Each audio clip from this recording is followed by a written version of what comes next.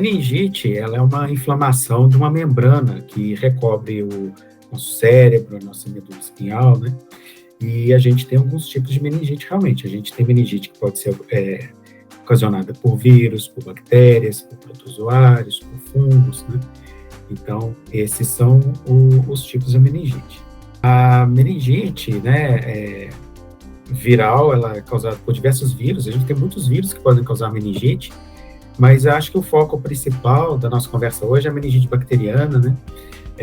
E a gente tem muitas bactérias também que podem ocasionar meningite. Algumas dessas bactérias, elas são preveníveis por vacina, a gente já tem vacina disponível, e também, assim, algumas são mais graves que outras, né? A gente tem algumas bactérias que sabidamente causam quadros de meningite mais graves.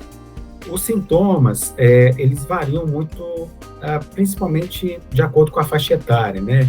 A meningite, ela pode acometer tanto recém-nascidos quanto adultos jovens, idosos, crianças, né? E tem algumas diferenças na manifestação clínica, né? As crianças, principalmente os recém-nascidos, costumam ter quadros que a gente chama de quadros mais inespecíficos.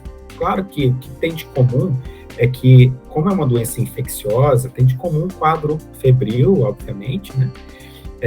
Um quadro que normalmente se apresenta, principalmente em crianças e adultos, idosos, é um quadro de dor de cabeça, pode-se observar também uma rigidez de nuca. Por exemplo, no recém-nascido, esse quadro costuma ser um pouco mais inespecífico.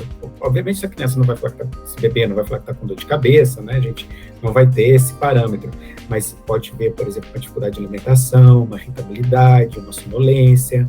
E quanto mais velho, aí pode aparecer também outros sintomas, por exemplo, você pode ter náusea, você pode ter vômito, alguns pacientes podem relatar que estão tendo aí a luminosidade está incomodando. Então, assim, são sintomas que variam muito, mas o que é comum a eles realmente é o quadro febril e principalmente sintomas neurológicos associados, como dor de cabeça, rigidez de nuca.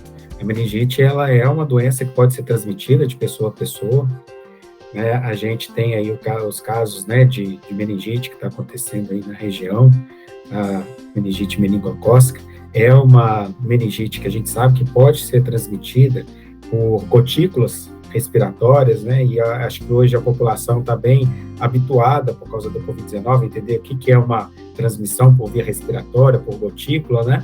Então, ela tem essa forma de transmissão e também pode ser transmitida por contato, né? Se eu tenho contato com a saliva do paciente, com secreção nasal, também eu posso estar contraindo a doença. Todo mundo que tiver contato com o paciente vai desenvolver uma doença, né? Não é bem assim, né? Assim, essas interações são complexas, né? Elas dependem aí da bactéria, do subtipo de bactéria, de algumas características da bactéria de causar uma doença mais grave ou não, e também por questões do indivíduo mesmo, né? Do sistema imunológico desse indivíduo. Então, essa interação, né, ela é variável. Eu acho que é essencial o cartão de vacina estar em dia. A gente tem um sistema público de saúde, né, o SUS, tem o Programa Nacional de Imunização que oferece vacinas gratuitas para a população. São vacinas que são vacinas que, se você for na rede particular, são vacinas caras, né? Então a gente tem que valorizar isso também. E também as medidas de higiene, né? Então, assim, higienizar sempre as mãos, antes de se alimentar, depois de ir no banheiro.